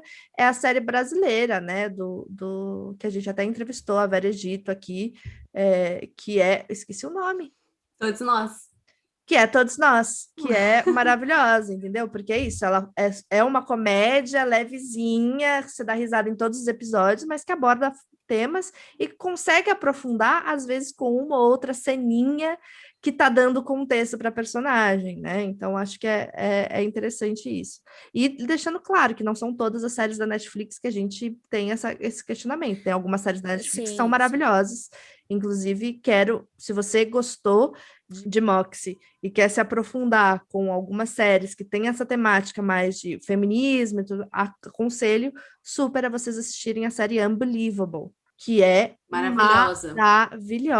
E Nada Ortodoxa também, tá? Nada Ortodoxa é incrível, é um cristalzinho que deveria ser muito mais exaltado. Enaltecido. Merecia muito mais prêmio do que ganhou. E aquela atriz merecia muito mais prêmio do que ganhou também. Ainda bem que ela é premiada, porque senão eu ia achar injusto. Mas ela merece muito mais prêmio do que ela ganhou. E só para encerrar aqui, o que eu ia falar é que a gente vai fazer um episódio sobre um filme que eu estou obcecada, que chama-se Promising Young Woman, ou Bela Vingança, que fala um pouquinho desses comportamentos, desses tipos de boys a longo prazo. Bem aí. Eu tô obcecada demais. Mas é isso, acho que no mais adorei, assim, acho que é o que a gente falou, tá numa plataforma que atinge muita gente, a gente nunca pode tirar a importância disso. O que a Nath falou no começo, se inspirar alguém a pensar sobre isso, já tá ótimo, né? O que a gente não quer é que a discussão acabe aqui, né? Mas é isso, tipo, tá aí para todo mundo ver. Acho que pode ser até uma produção que revolucione cabeça de mães e pais, assim, tipo, se a pessoa quiser assistir, né, em família. Eu acho que é um filme super family friendly, porque ele é, novamente, confortável ao que a gente já vive, né? Então, enfim, acho isso muito, muito legal, assim. É muito gostosinho, é o tipo de filme que eu acho que se eu tiver meio triste um dia, talvez eu assista ele, sabe?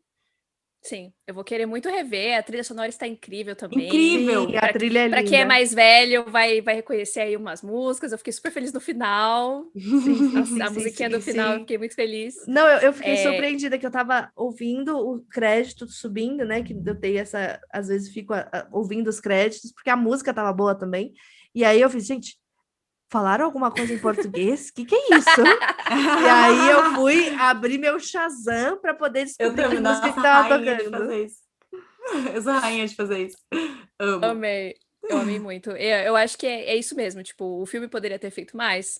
Poderia. Mas o que ele faz também já deve abrir umas... Porque eu acho que também ele pode ser que muita gente vai assistir e vai falar, tá bom, então isso é feminismo, e vai seguir a vida. Mas eu acho que isso pode acontecer com qualquer obra. Tipo, até hoje tem nerd aí falando que não pode falar de política quando fala de Star Wars. Então, assim, pra mim é extremamente claro qual que é a proposta.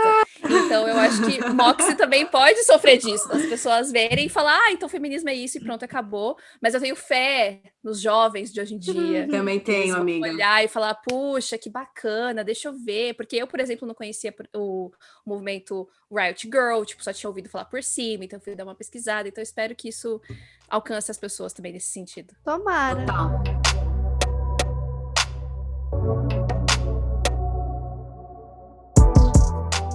Então a gente vai aproveitar aqui, vai estrear um novo quadro. Eu amo, que não é um quadro, mas que a gente chamou de Sessão Diferentão. Que no final de todo episódio a gente vai indicar alguma coisa que pode ou não ter a ver com o tema, mas que a gente não teria outra oportunidade de indicar senão no podcast. Então pode ser um livro, uma minissérie, um outro podcast, uma novela, qualquer coisa que a gente queira indicar que a gente acha que vale a pena consumir. Fernanda, pode começar. Eu estou muito emocionada, porque essa foi a minha primeira leitura do ano. Ganhei de presente de Natal da minha namorada, e ela é uma pessoa dos livros, e eu tô tentando me tornar uma pessoa mais dos livros do que fui no passado. E aí, as pessoas que estão assistindo no YouTube, estão vendo, ou não, porque a quadra é pequenininha, né? Tem esse livro aqui que chama Vox. O plot desse filme é o seguinte: cara... É isso, mas eu queria tanto que fosse um filme. Eu queria tanto que alguém... Eu quero muito. Enfim, o plot desse livro é o seguinte: um cara bem conservador é eleito presidente dos Estados Unidos, e aí depois de uns 2 aninhos, assim, coisas estranhas começam a acontecer, e aí quando eles piscam os olhos, as mulheres perdem todos os direitos, tem que usar uma pulseira onde eles contam as palavras que elas podem falar por dia. Ou seja, as mulheres deram muito problema, e aí elas têm que usar uma pulseirinha, e elas têm direito a falar 100 palavras por dia. É menos de um tweet, gente. Eu amei a comparação. É bem menos que o tweet hoje em dia, né? Que antigamente era 140, o tweet aumentou para 240. Ainda tem thread? Então, assim, é menos de um tweet por dia que você pode falar, e assim, você falar conta como uma palavra. E eles começam a instalar câmeras para você não poder se comunicar por mímica, por gesto. Não pode. Porque o negócio é você parar de fazer com que as mulheres se comuniquem, porque mulheres são perigosas. E é esse o plot. E aí você tem uma mulher que é cientista, que passa a vida dela inteira estudando o cérebro de pessoas que passaram por problemas e tem problema de falar, né? Então ela estuda como cuidar dessas pessoas que passam a ter um problema na hora de falar coisas. E ela tem 4 filhos, um menino, que é mais velho, gêmeos, e uma menina mais nova. E essa menina também usa pulseira. Então, é uma menina de 7 anos de idade, que só pode falar 100 palavras por dia.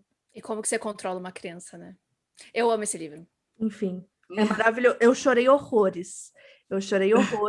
E eu chorei, e aí eu vou falar, não chorei nem no livro mesmo. No livro eu li, terminei e falei assim, nossa, foda. E aí tem os agradecimentos no final. Aí eu desabei. De chorar. Perdi as estribeiras no agradecimento final da autora, que é a Christina Doucher. E eu quero muito que eles façam um filme desse livro, porque eu acho que vai alcançar mais pessoas, né? Porque nem todo mundo lê. Então eu quero muito que se transforme num filme. Porque o livro tá aqui. Eu amei esse livro. Maravilhoso. Então, leiam. Tá, então, o meu, eu não ia indicar livro, mas eu vou. E aí eu vou aproveitar. Nossa, eu não estou nem acreditando que eu vou poder falar desse livro nesse podcast, que é Os 7 Maridos de Evelyn Hugo, que eu sou, assim, obsessed. Gente, esse livro é incrível, é perfeito. Vou resumir rapidamente. É sobre essa pessoa, Evelyn Hugo, maravilhosa. Não é sobre os 7 maridos, apesar do livro chamar Os 7 Maridos de Evelyn Hugo, que ela é uma estrela de Hollywood dos anos... Não tem na sinopse, mas dos anos 60, enfim, da era de ouro de Hollywood. Tem muito da história dela inspirada em história de grandes divas de Hollywood, como a Marilyn Monroe e tal. Então, se você é bem viciado nessas histórias como eu, talvez você reconheça alguns elementos. E eu acho que a grande genialidade do livro é porque ele é contado como se alguém estivesse escrevendo a biografia da Evelyn Hugo. Então, a gente lê como se fosse a biografia da Evelyn Hugo e tal. É perfeito. E aí tem uns recortes de jornal aqui no meio, para a gente entender as passagens de tempo. Esse é o livro que a nossa editora comentou no nosso grupo?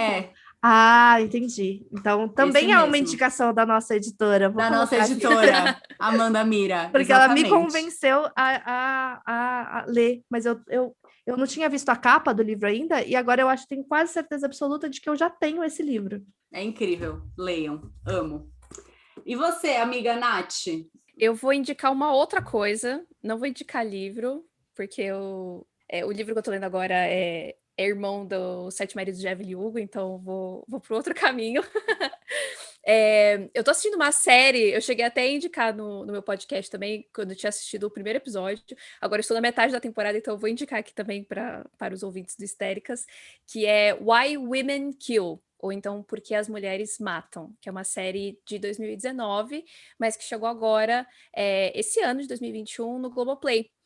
E é uma série antológica, então cada temporada vai contar uma história diferente. E essa primeira temporada que já está disponível conta a história de 3 mulheres em 3 décadas diferentes, morando na mesma casa. Então é a mesma casa, só que cada uma nos anos 60, uma nos anos 80 e outra em 2019.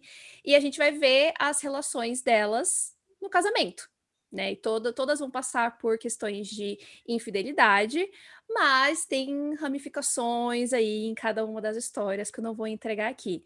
Mas é muito legal, o elenco é muito bom. Tem a Lucy Liu como a protagonista dos anos 80. Ela está maravilhosa. Ela é incrível. Está sempre linda. Sempre.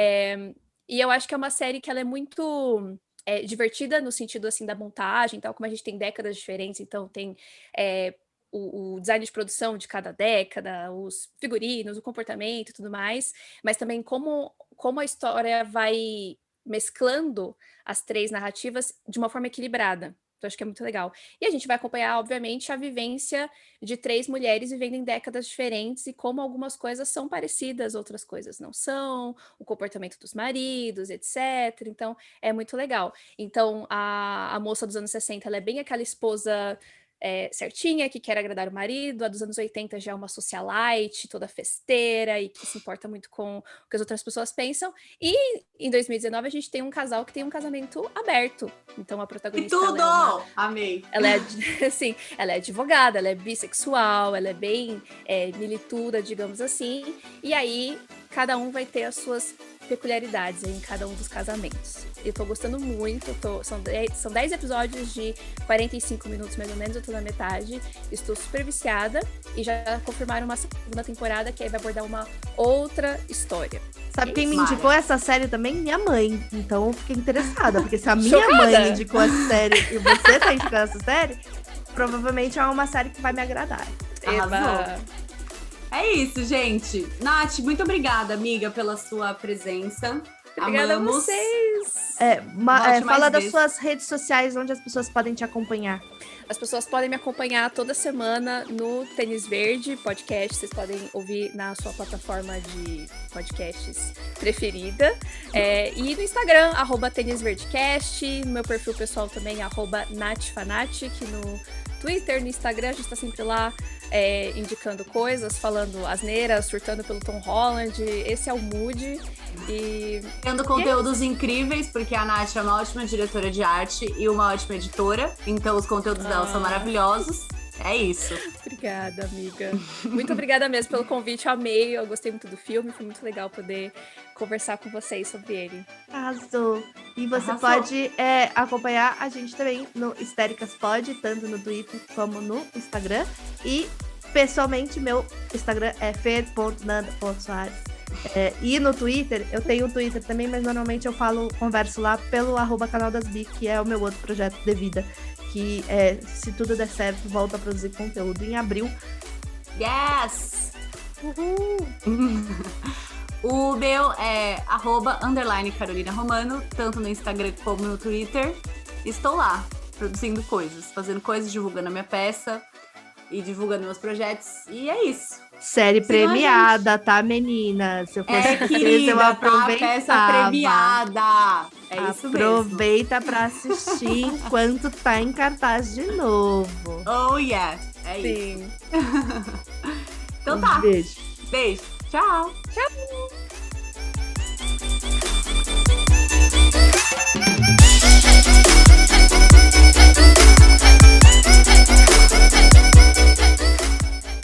Esse podcast foi criado, roteirizado e apresentado por Carolina Romano e Fernanda Soares. A identidade visual é de Nathalie Martins e a edição é da Agência Miragem.